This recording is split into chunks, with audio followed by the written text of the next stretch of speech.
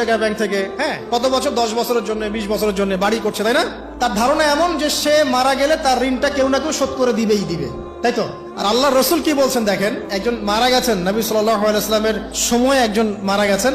তো নবী করিম সাল্লাল্লাহু আলাইহি ওয়াসাল্লাম বলছেন, এই ব্যক্তির কি কোনো ঋণ আছে?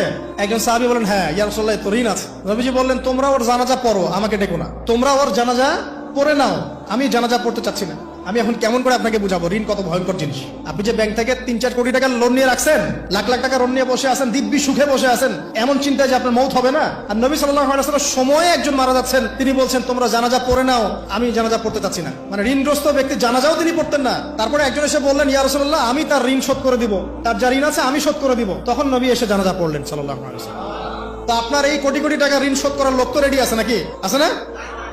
সমস্যা নেই, আপনার জানাজা পড়া হবে, আপনার মিলাদও হবে, আপনার একটা বড়সড় দোয়াও হবে ইনশাআল্লাহ। কিন্তু আল্লাহ পাক বলেছেন, শহীদ, আল্লাহর পথে যুদ্ধ করে শহীদ হয়েছে, এই ব্যক্তির আত্মাও ঝুলে থাকে যতক্ষণ পর্যন্ত না তার ঋণটা শোধ করা হয়। এবার বলেন আমি কি বুঝাবো আপনাকে? আর কিছু বলতে হবে? তো এখন সেই দোয়া শিখাচ্ছি আপনাদেরকে, যে দোয়া শিখলে আপনারা ঋণ থেকে বাঁচবেন ইনশাআল্লাহ। কত দিবেন বলেন? আচ্ছা, হ্যাঁ, এই তো, শুকরিয়া। দোয়া করবেন যেন আল্লাহ পাকের দিনটাকে আল্লাহর জমিনে প্রতিষ্ঠা করতে পারি। আমার সাথে বলেন, দোয়াটা হচ্ছে, আল্লাহুম্মা ইকফিনি বিহালালিকা আন হারামিকা ওয়া আগনিনি বিফদলিকা আম্মান সিওয়াকা। এই দোয়াটা ছোট না?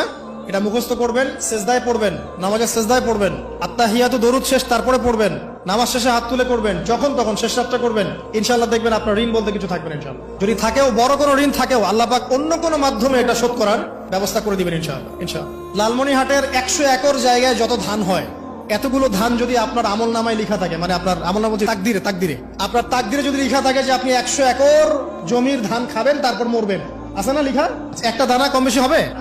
আপনি যদি আল্লাহর প্রতি তাওয়াক্কুলি করেন, তাহলে আপনি হালাল পথে থাকবেন, বিশ্বাস করবেন যে আল্লাহ পাক যেটা লিখে রাখছে আমার তাকদিরে রিজিক, এর একটা দানা রেখেও আমি পৃথিবী থেকে যাব না, সিম্পল। তখন আপনার অন্য পথে যাওয়ার কোনো কারণ নাই। আর যখন আপনি বিশ্বাস করবেন না, না এটা আমার হাতে, আমি যত পরিশ্রম করব তত রিজিক বাড়বে, আমি যত ঘুষ নিব তত বাড়বে, যত সুদ খাবো তত বাড়বে, যত দুর্নীতি করবো তত বাড়বে, তখন তো রিজিকের এই পুরো দায়িত্বটা আল্লাহ পাক আপনার হাতে ছেড়ে দিবেন। আল্লাহ পাক আপনাকে কোনো বারাকা দিবেন না। ইয়ামহাকুল্লাহু রিবা ওয়া ইউরবিস সাদাকা। সদকা করলে সম্পদ বৃদ্ধি পায়, আর রিবার মধ্য দিয়ে সম্পদ ধ্বংস হয়ে যায়, একদম মাটিতে মিশে যায়। কিভাবে ধ্বংস হয় সেটা এখন আলোচনা করার সুযোগ নাই, সময় নাই। আমি ইনশাআল্লাহ আরেকদিন শুধু রিবা নিয়ে আলাদা আলোচনা করবো ইনশাআল্লাহ। এটা সমাজের নিচু লেভেল থেকে উঁচু পর্যন্ত দরিদ্র মানুষদেরকে আরো দরিদ্র করবে, আর ধনীদেরকে আরো ধনী করবে।